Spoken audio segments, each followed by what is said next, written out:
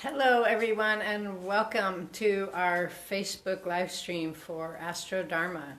Today we'll be talking about the 12th sign, Pisces, its ruling planet, Neptune, and their associated 12th house. We're really excited about Pisces today because it's our last live stream. It's the last sign in the zodiac, and we've done a complete cycle now. So, yay, Pisces. Let's see, I'll be speaking about the sign, the ruling planet, and the house for a bit, and then we'll open up for questions. And all of this is designed to help you understand your own natal chart, which is a very unique soul map, a map for what you're here on the planet to do in this lifetime. It's a very valuable resource, and it's so valuable. The best way to understand it is to learn about AstroDharma yourself. So we're also doing this live stream to give you a taste for our online course on AstroDharma, which is really excellent. I recommend you register, and you can learn more and click through to register at planetdharma.com/AstroDharma. Okay, Pisces. Well, we all love Pisces because, in a sense, Pisces is the sign of love. Pisces is very important to us because we're just coming out of the age of Pisces and moving into the age of Aquarius. That cycle goes backwards through the zodiac. So Pisces is best represented probably in our culture by the archetype of Jesus Christ. Has very much to do with love, loving everybody no matter what, forgiveness, and self-sacrifice to get there. And it's a beautiful form of self-sacrifice, a beautiful commitment to love. And its shadow side is martyrdom, self-pity, and the kind of sadomasochism that can go along with that. If you think of the self-flagellates, that's Pisces gone terribly wrong. The other shadow side of Pisces, there's a saying that there aren't 12 signs, there's 6 pairs of signs. So for every sign, its opposite is also very important, and Pisces' opposite is Virgo. And so the shadow side that we've seen with the Piscean age is the suppression or oppression of the power of that feminine and the power of nature. So a dominance of nature, a kind of war on nature to master it. And a church that doesn't have female leaders within it, or only values women who are virgins, for example. That was one of the that's the main qualification for a female saint in the Catholic Church. So now that we're moving out of Pisces, we can see that this is really shifting, that shadow element is getting integrated. Yay.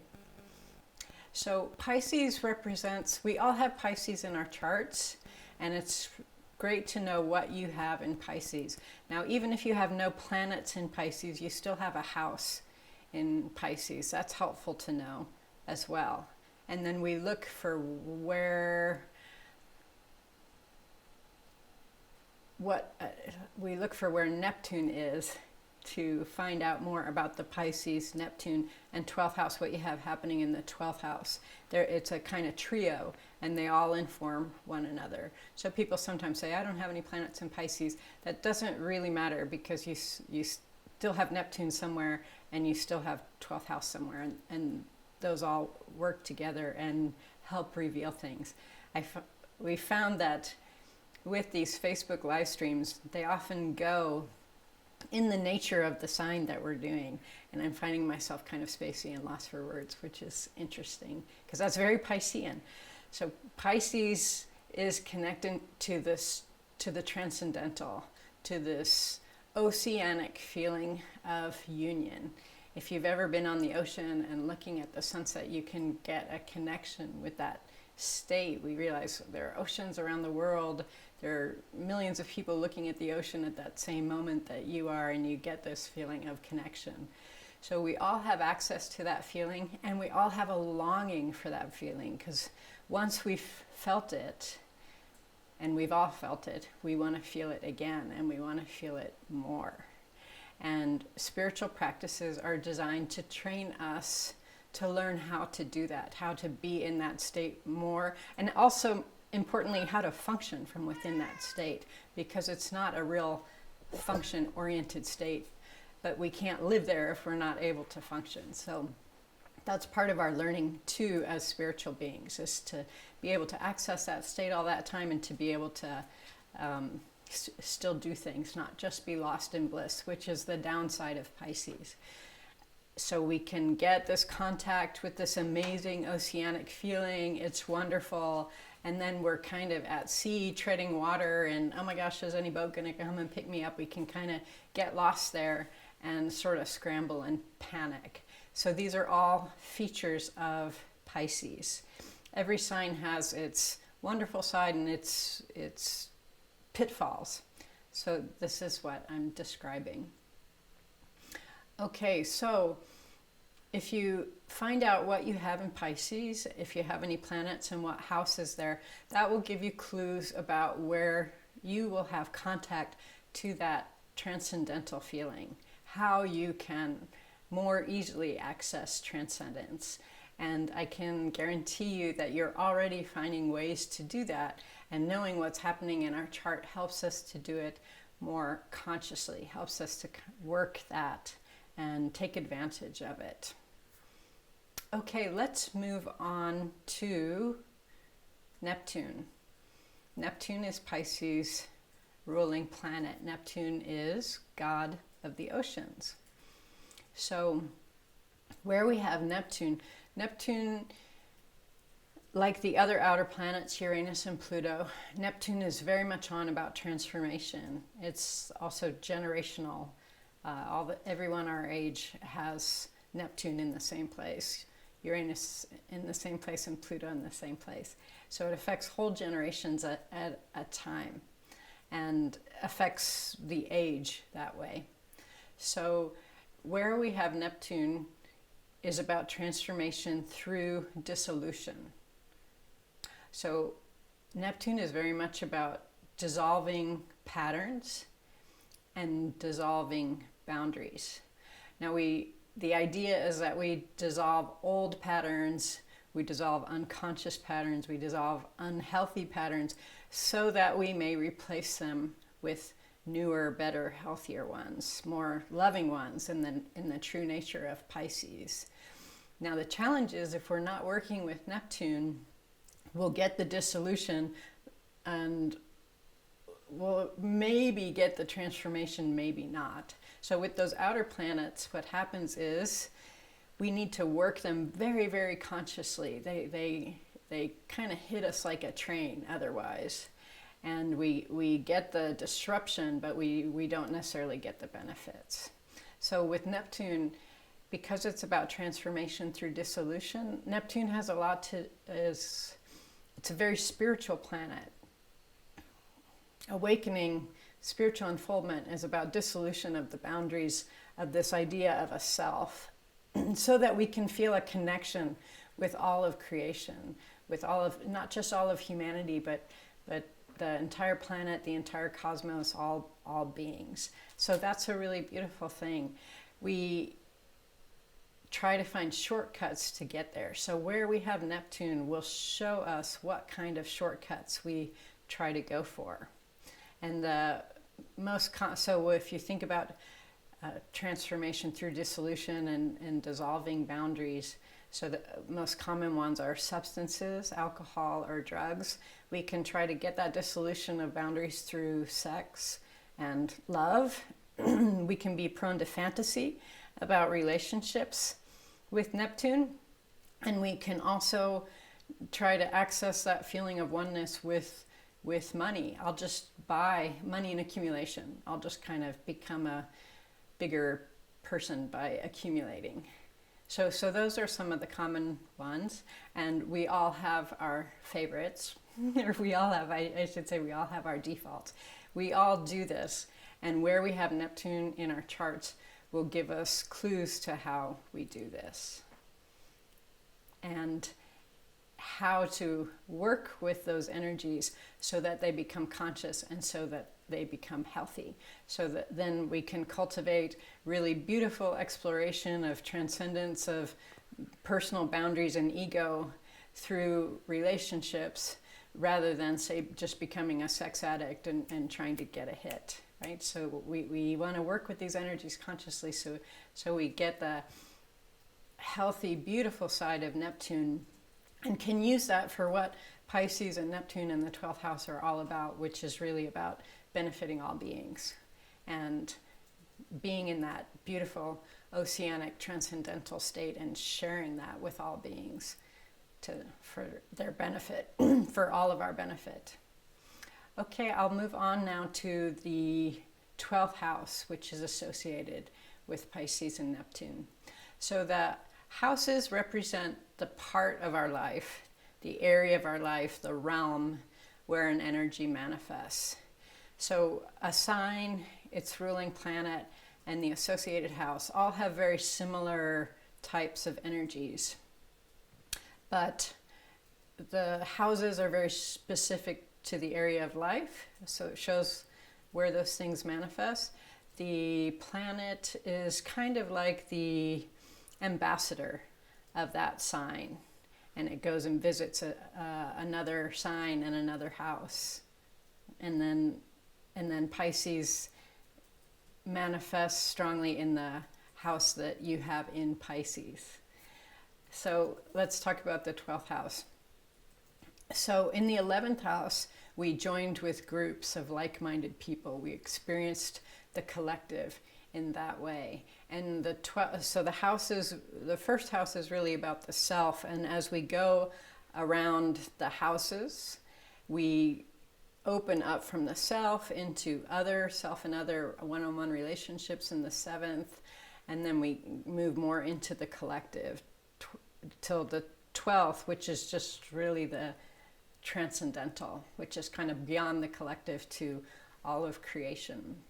So that is vast and powerful stuff, and most of us don't really have access to that in a conscious kind of way, or maybe just when we get lucky, when we're in nature, or when we're visited by a state of grace. So the 12th house is also about the unconscious, because we have the potential for access to that, but for most of us, it's kind of buried.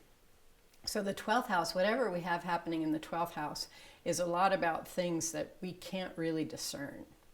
And what's interesting about the 12th house is everybody else can discern it quite clearly. So this is the house of our blind spots. And a really great thing to do is to communicate with people you know well or whose opinions you value, and ask them about what they think our blind spots may be, because that's one very powerful way to discover that. And there's real gold in that material, because what we have happening in the 12th house is really essential for us to connect with the transcendental. Now, we spoke about when we did Aries last spring, we spoke about the ascendant is the time of our birth, the moment of our birth. And so if we work it backwards, the 12th house, so the ascendant marks the beginning of the first house. So the 12th house is actually representative of the 9 months that we spent in our mother's womb, before we were born, before that moment of birth, represented by the ascendant. So again, we get that sense of an oceanic feeling of oneness, because when we were in our mother's womb, we had no sense of self yet. We had no sense of self and other. We felt totally connected to the universe, totally connected with our mother, so much so that we didn't think about it in terms of she and I are connected. We just felt this feeling of connection. So the 12th house also shows us a lot about what was happening while we were in our mother's womb. And so it's very interesting to speak to our mothers. Very great clues can be had there to get another perspective on those very, very formative experiences, feelings, whatever she was going through really imprinted us deeply. But because we were a fetus, of course, we have no conscious awareness of that. And by speaking to our mothers or even studying history at that time, what was going on in the world at that time. I was born during the Vietnam War, and I have Aries in the 12th house, the god of war. So that gives you a sense of how we are shaped. Okay, well, we're about 20 minutes in. If you're just joining us, welcome. We're talking about Pisces, its ruling planet Neptune, and the associated 12th house. And I really encourage you to register for our really awesome online course on AstroDharma. It's designed to help you understand your own chart, which is the most powerful gift we could give you if you enjoy AstroDharma. And you can learn more at planetdharma.com/AstroDharma. And now I'd like to open it up for questions. If you have any questions about Pisces, Neptune, and the 12th house, and in particular, I hope people take advantage to learn more about what's happening for you in your chart. I have a question. So I have Leo in the 12th house, and it seems like there's this strong desire to have attention, but then when I get it, it feels quite painful. And so I was just curious about if that, because it doesn't necessarily feel like it's this shadow, it just feels like there's it's like a dichotomy or something of wanting it, but then it's painful to get it. And I was wondering if that's a trait of the 12th house, or... Yeah, that's a great question, Ava. So that's not a trait of the 12th house, but that's where, if you look at what you have happening with your sun, which rules Leo, and what you have happening in the 5th house, that will give you clues to why when you get attention, which Leo loves basking in attention. Leo loves like the glory of that. So if you're experiencing that as painful, then there's something happening in the 5th and with your sun that will indicate why. So maybe some aspects to the more challenging planets like Saturn or Chiron or Pluto that would point to that. Right. Yeah, there's Neptune in the 5th, and then I think Chiron's really close to my sun. I'm not sure if it's conjunct or not, but it's close. Oh, okay. So there you go. Right. So Neptune in the 5th. That's an interesting...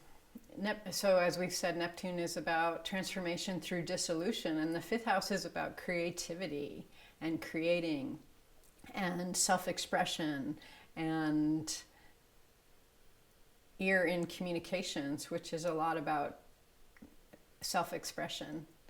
And that can be challenging. If I'm free to express myself, what do I actually want to say? And there can be some pain around figuring that out, especially depending on what the aspects are to that Neptunian planet. And often with the 5th house, it's about self-expression.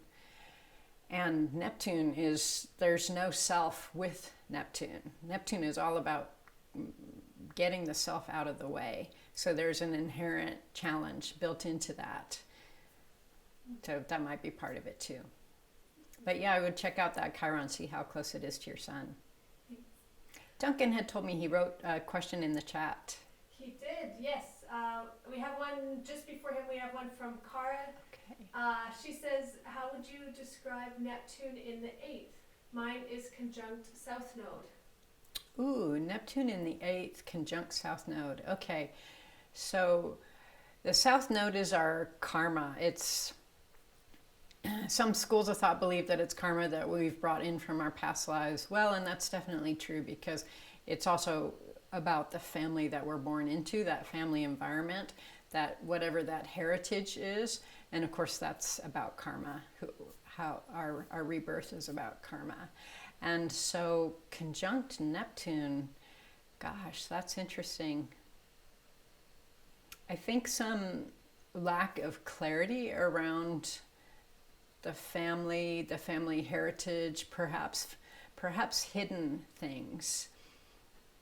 Also, Neptune, it's about this great feeling of transcendence and love, but it's also about where we can kid ourselves. When we want that love, we sort of can fool ourselves into thinking we'll get it this way or that way. We talked about love, romantic love, or sex, or money, or shopping, or so Neptune has this element in its lower manifestations of deception and fantasy and where we can be deceived. And so with that conjunct your south node, it would be really interesting to explore the family roots, the family background, the family story, because there are probably some family secrets that people are maybe keeping from you for the best of intentions, right? Thinking it's better for you to not know, but that by not knowing them, things don't really quite make sense and things are unclear, which is a hallmark of Neptune. And if you know them, everything will make much more sense. With our south node, we need to move to our north node, but our south node really has a lot of gravitational pull on us. Really, the nature of the south node is to kind of try to keep us there and stuck there. And so we experience the lower manifestations of whatever is with the south node.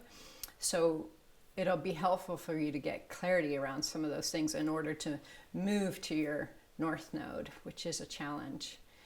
Let's see, and it's in the eighth house, you said. So eighth house is about birth, death, and sexuality. It's about those really powerful, deep experiences that are difficult to understand because they're where there's a kind of veil between the world we see and the world that we don't.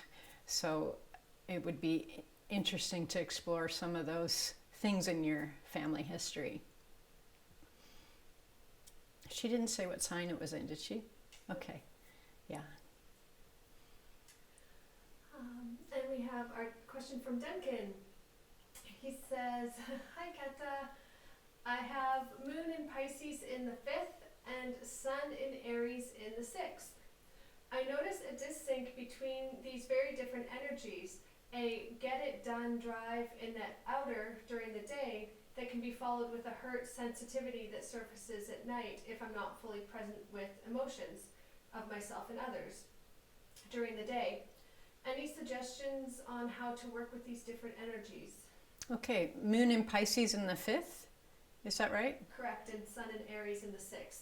Sun and Aries in the 6th. Yeah, those are really, really different energies. It's kind of like Sun in Aries is very masculine and Moon in Pisces is very feminine. And both very strongly so, both very like, wow, that's Moon in Pisces is really feminine. It's super, super sensitive, super, super receptive.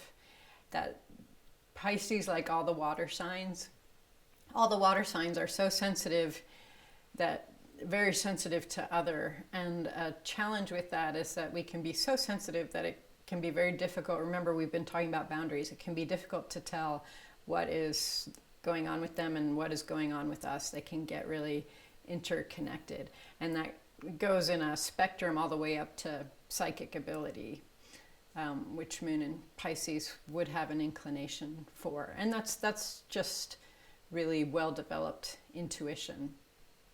And then Sun in Aries, god of war, right? Go, do, who cares what anybody else thinks? Although that's mitigated by being in the 6th house, which is the house of service. So that'll keep your Aries mindful of the needs of others.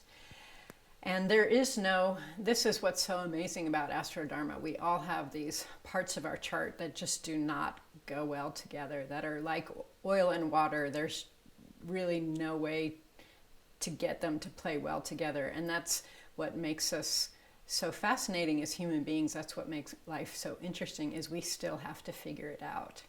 So I can't really give you any suggestions other than, well, the ultimate goal of AstroDharma is to be conscious of these disparate energies. And with that consciousness, with that awareness, we just learn to be able to, in a sense, switch modes back and forth so quickly. Like, okay, now I can be sensitive. Okay, now I can be gung-ho with Aries. Okay, now I can be receptive, and be able to switch between them so quickly that they do become fairly seamless.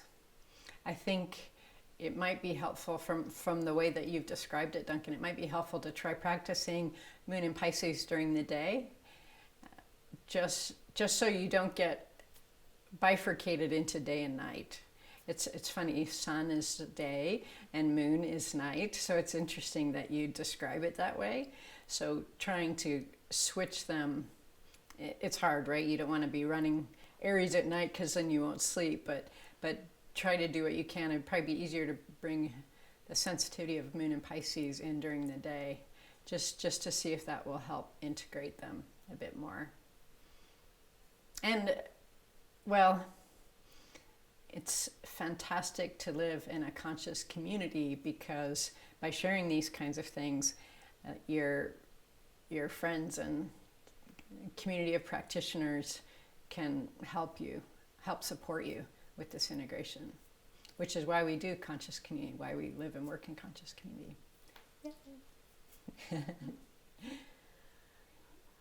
So we have about time for one last question, and Okay. it comes from Mr. Richard Nathaniel. Hi, Richard. He says, "Hi, Kata." He says, "I have moon in Pisces in the 12th house, and Oh my gosh, another moon in Pisces and in the 12th. Amazing. And his Neptune is in the 10th house. Oh, sorry, it just popped. And Neptune is in the 10th house in Capricorn, in conjunction with the North Node. How would you interpret this?" Okay, Neptune in the 10th house in Capricorn, conjunct the North Node. Okay, and then moon in Pisces in the 12th house. Gosh, well, I would really encourage you to check in with your mother. I know that she's still alive, and ask her about what it was like to be pregnant with you and what it was like to be in the birth experience. With moon in Pisces in the 12th, the first thing that comes up for me, I wonder if she was taking some medication during your pregnancy, because Pisces and the 12th and Neptune often are indicators of substance use. And of course, let's see, I during my birth process, I have a very pronounced Neptune, and my mother took drugs for the birth, right? And I feel like I'm spending a lot of my life trying to get undrugged, right? Or sort out the difference between being drugged and undrugged. And no blame on mothers by any means. They're all doing the best they can. So that's something I would look into. I would also look into boundaries, because with moon and Pisces in the 12th, boundaries are probably a big challenge for you. And so just knowing that helps a lot. Then we can start working on boundaries. And the fact that you have Neptune in Capricorn will help with that. Capricorn's all about boundaries, and Neptune they're kind of opposites of each other, but eventually you'll learn to develop that as a real strength. And gosh, Neptune conjunct North Node in Capricorn, what an amazing indicator for a career as a spiritual teacher. And we've talked about that before, but that's really the first thing that comes to my mind. Neptune being an indicator of spiritual life, spiritual practice, and 10th house is the house of career, and then Capricorn is the sign of the teacher, or also building. So building something around a spiritual life, a spiritual teaching, which you're doing by living at a meditation center, a retreat center. But the great thing about this is we can always follow up if you have more questions about this. And that's what the AstroDharma Facebook posts are for, so feel free to follow up if you like. Are we about at time? Okay. Well, thank you so much for joining us for our AstroDharma Facebook live stream on Pisces, its ruling planet Neptune, and the associated 12th house. I do warmly invite you to check out our awesome, not just check out, to register for our awesome AstroDharma course. You can learn more and get some free tasters, and then click to register at planetdharma.com/AstroDharma. This will be the last live stream for a while. It has been a real joy and pleasure. Thanks for joining us. And as always, may all our efforts benefit all beings.